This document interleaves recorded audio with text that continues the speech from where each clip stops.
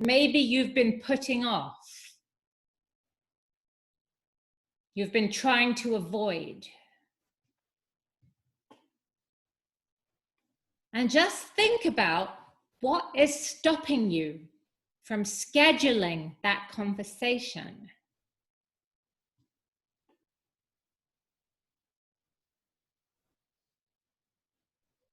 I can think of a bunch. I can think of someone who I need to sort an issue out with, and he is always difficult and pedantic, and he won't answer questions directly, and things just go off on a tangent, and it's exhausting. So that is what is stopping me. The experience of past conversations that have been so hard and not wanting to feel exhausted dealing with him. So, anyone else got anything to share? I think Adam would like to share something, and then Andrés, Liz. Okay. I think about everything that you said, but I think the first point here is try to understand better the other people, and in order to prepare before, like put more empathy in the conversation, right? And I don't know, look in your eyes and try to connection better. I think it's a best way to start some hard conversation with special peoples. Yes, so that's a great point. Empathy. If we can feel some understanding for the other person, then our approach to it might be easier and more compassionate. Yes. So, yes. Try to read better and then connection better, and then make it easy. Yeah. I think it's a...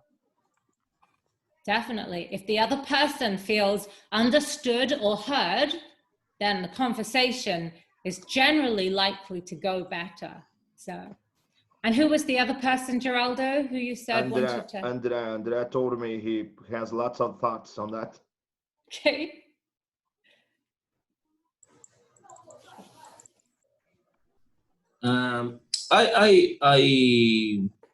I think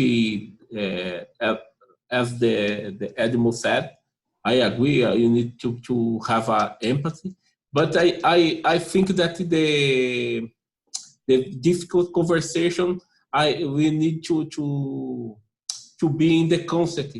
I think you depend of your day, of how your day.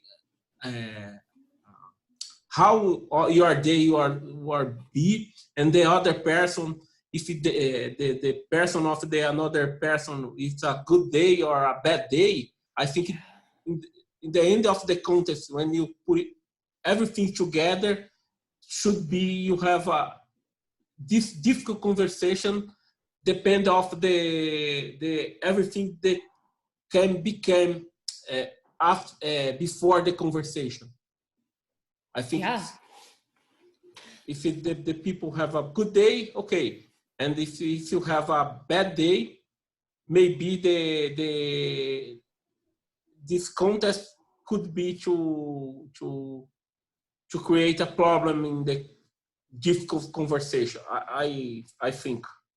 So I want to make sure I understand you. Are you saying that the preparation and like how your day is going are super important in how the conversation goes? Yeah. Right. Yeah. Preparation. Often if we just turn up to a conversation, it can often go badly. So preparation is key. So, great. So here are some examples of difficult conversations that you may need to have in the workplace, consumer complaints, and close relationships. Now, I want to point out that even if a conversation goes badly, like for example, if you have to give an employee or a coworker some feedback and they don't say, or a friend gets very defensive and they get angry with you, or they may, stop talking with you. It's all valuable information. And by that, I mean that you can use the information you get during difficult conversations to help you identify your values and decide who you want to be around. For example, if I have a boss who cannot give me feedback in a calm, helpful way, but gets angry and stressed, I may say, okay, that's really good information, and I can't work for someone like this. So even if conversations are painful, we can actually use that information to make good changes. So just to be aware of that. So here are some things that make difficult conversations difficult. For example, there might be a power imbalance. Past experiences have gone badly. The other person may react badly, or you may react badly. So, can you think of an example where one of these reasons has made a conversation difficult for you? And then if you would like to share it, that would be great.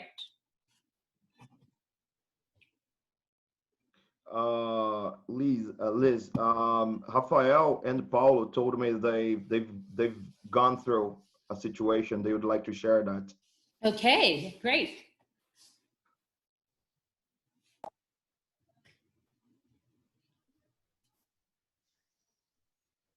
Hello, guys. Oh, hi, Geraldo. Oh, sorry. Sorry.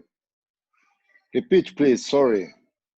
Okay, so can you think of an experience that you have had of a difficult conversation that has been difficult because of one of these reasons?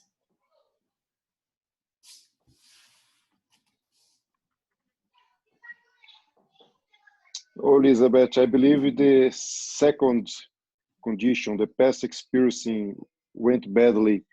I have some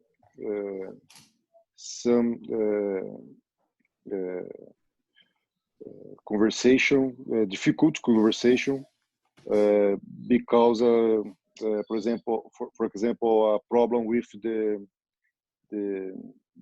customers, problem with the professional relationship, and I believe the past experience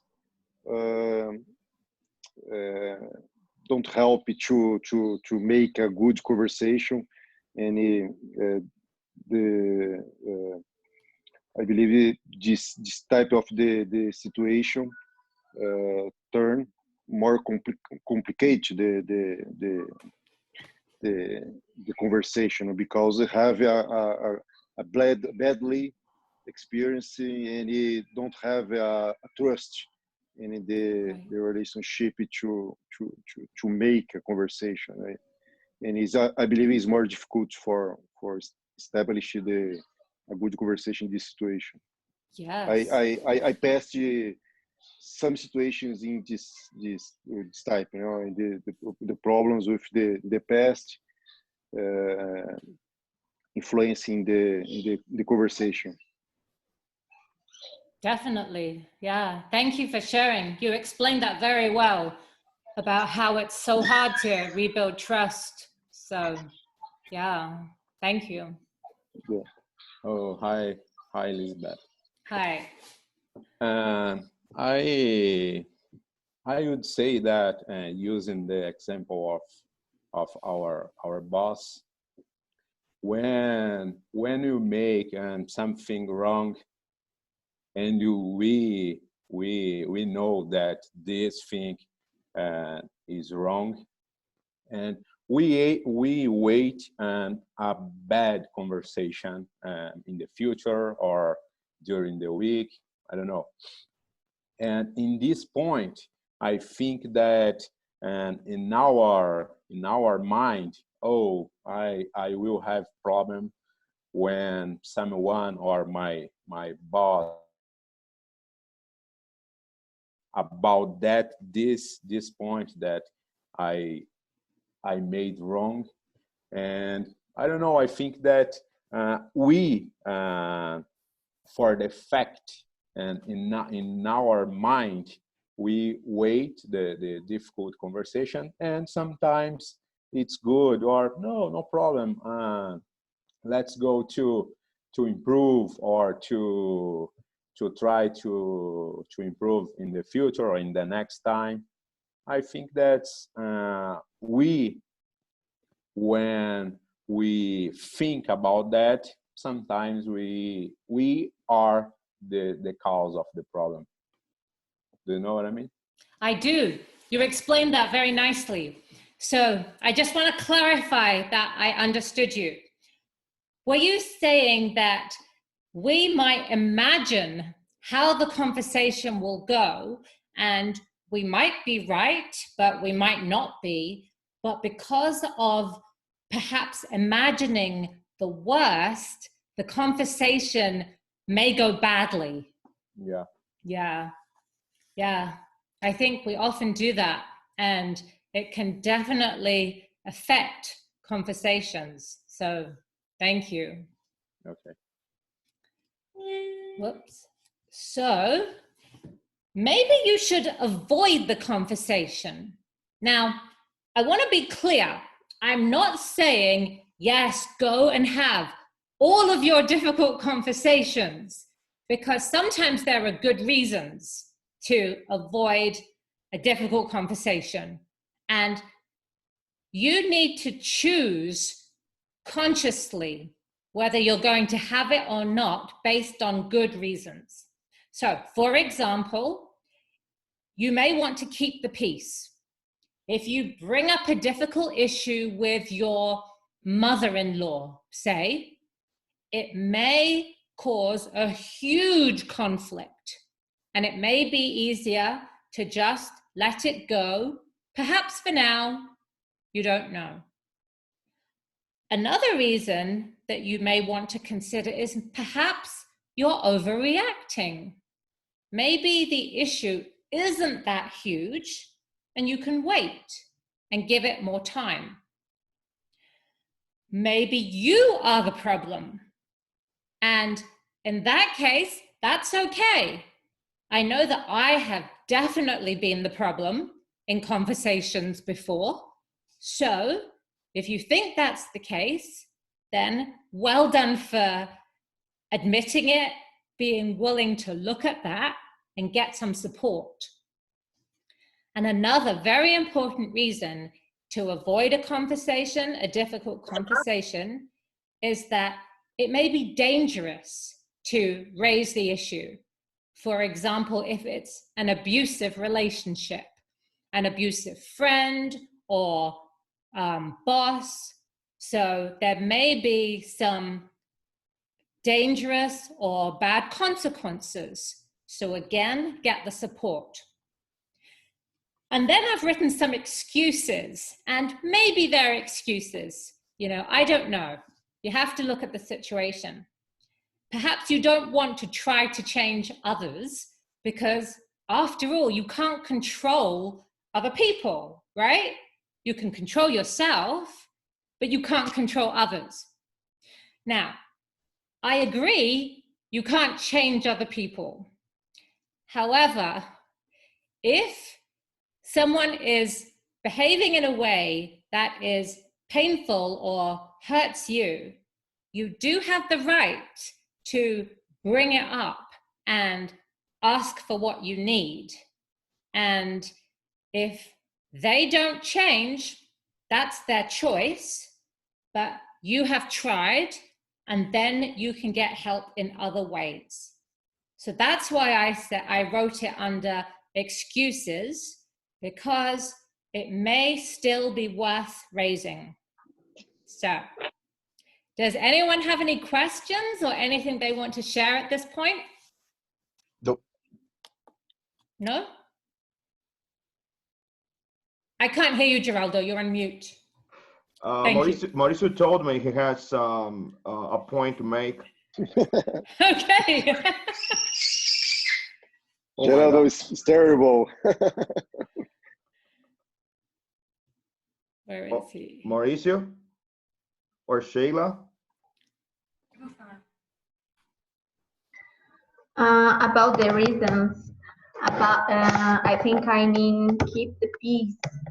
As to me, I believe that the main reason to give to have a bad conversation or give a bad feedback is if you can solve this.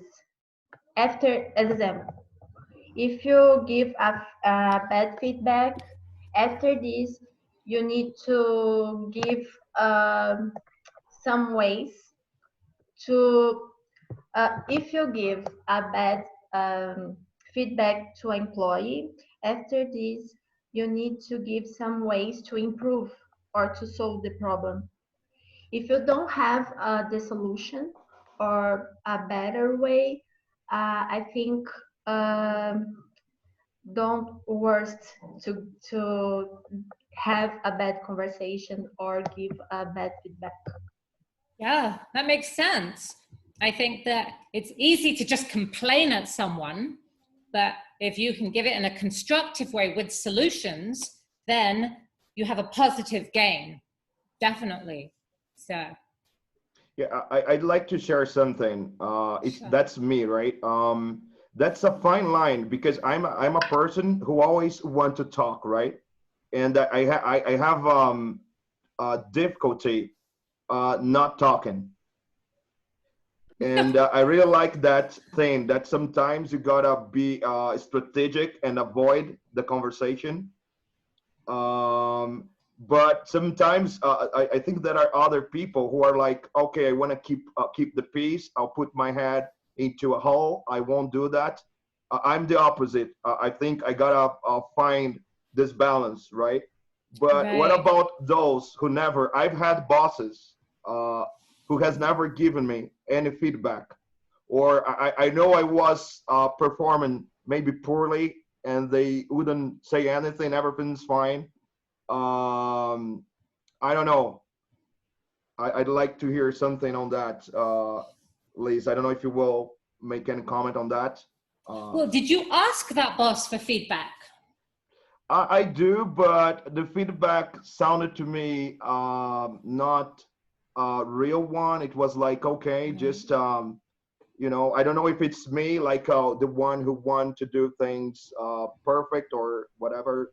But I couldn't, I didn't get that feedback as something constructive that would make me a better professional. It was like, okay, this is a protocol. I will do it because you were asking. That's it.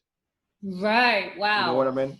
That's very difficult. Yeah. I worked in an organization once where people were like that. What helped was for people to ask for specific feedback, to say, give me feedback on this, and ask direct questions about it. Another thing that helped was to try to create a culture of feedback where I actually arranged an evening where we all gave each other feedback, and it was something positive, something negative or constructive, and then something else positive. And this helped the people who found it difficult to give feedback, that at least there was a structure, everyone was doing it, and there were 3 things they had to do. So it can be hard to force it if a person really doesn't enjoy it. Like maybe your boss had had bad experiences of it, you know, had given people feedback and they'd gotten really angry. But those were some ways that I found successful in creating a culture of feedback. So, yeah. But I have a question. Sure. Do you think is that something about to have a good communication skills, or is it something like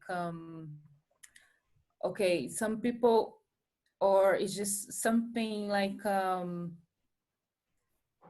find a better way to give a feedback, or do you know what I mean? No, I don't quite understand your question. Yeah, because you were saying about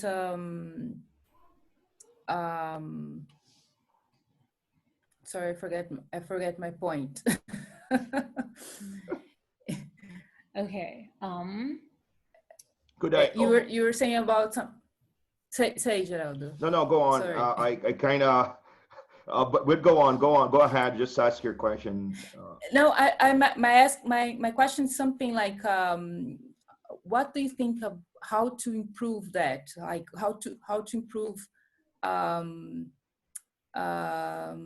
improve these communications skill in a way to give feedbacks, even if you know that people will overreacting or not get this in a right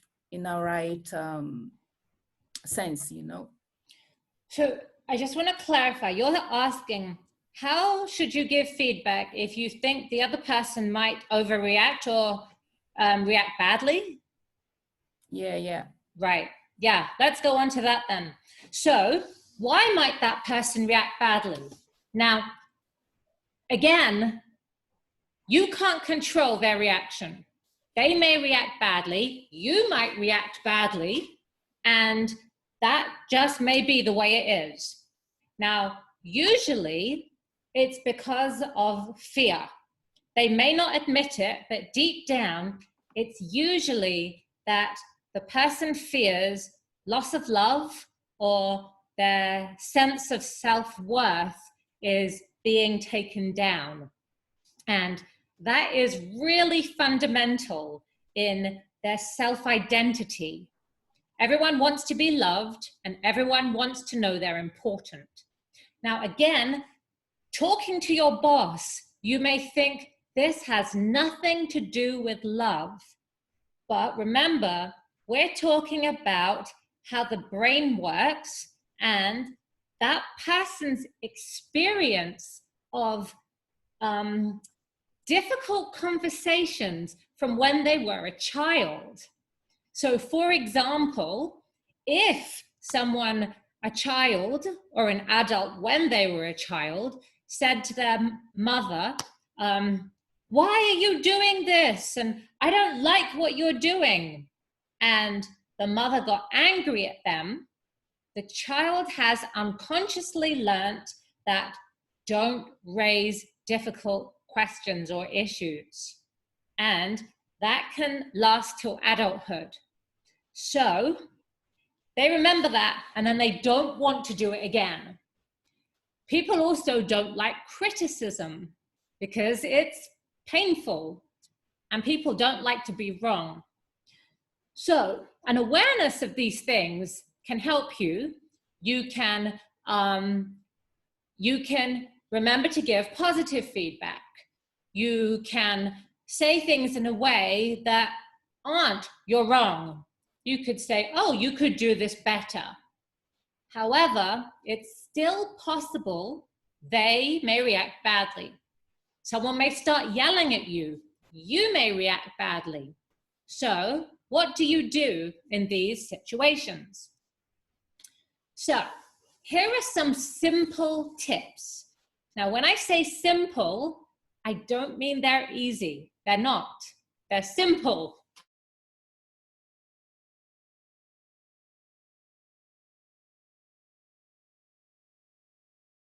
At the post office, and afterwards I realized I didn't smile at all. She called me a liar, and I could have just smiled and been okay with it. And instead, I had a straight face that probably made the situation worse. So simple, smile. It shows you have good intentions. Another thing is stop talking if you get emotional. Now, does anyone know why I suggest that?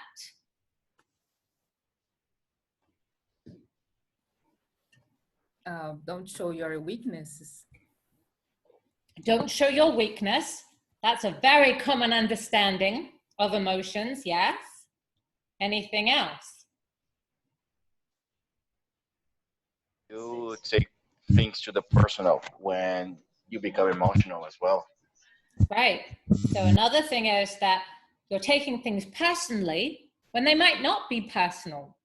So that woman at the post office, she said, you're lying, but really maybe she meant, I think that we don't agree on the truth. Maybe, I don't know. Anything else? Why should you stop talking when you get emotional?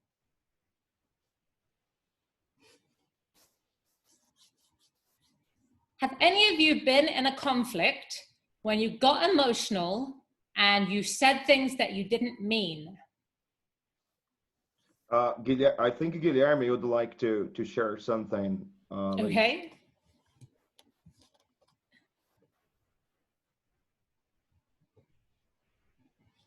Oh, maybe Guilherme went to the bathroom. Oh, maybe Vanderlei, Lizbeth. Okay.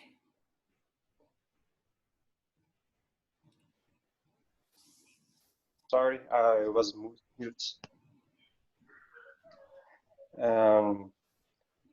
When we are emotional, we can think straightly and we can say bad things because we're not rationally. We can think irrationally and say things that we don't want. Right. And we can, maybe the problem is requiring a good thinking, and you need to give a good answer, but sometimes it's impossible because you're not thinking right. Exactly. And I won't go into this now, but when the emotional part of your brain kicks in, then you don't speak rationally, exactly what you just said. So it's quite separate from the rational, logical part of your brain. And that part kind of switches off. When you're emotional, you may say things you don't mean. And I have finally learned that when I say things I don't mean, those things can really hurt not just the other person, they can hurt me further down the line. So even if a part of you says, this person really needs to hear what an awful person they are, or all the things they've done wrong. Can you still see my screen? Is that still working? There we go. Then still, try to stop talking. Another thing is have some phrases ready. Again, if you have phrases ready, and I'll show you some on the next slide, then you're keeping that rational part of your brain at the forefront. You're saying to your emotional side, just step back. Remember that you can't control the other person, and yelling is definitely not going to help them listen. Though it's very tempting to think if you yell, they will hear.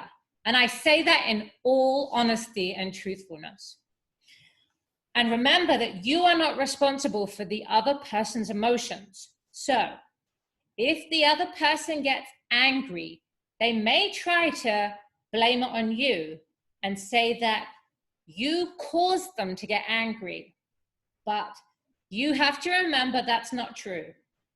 So that leads us to the number one important tip: protect yourself. If someone is getting angry with you, you don't have to listen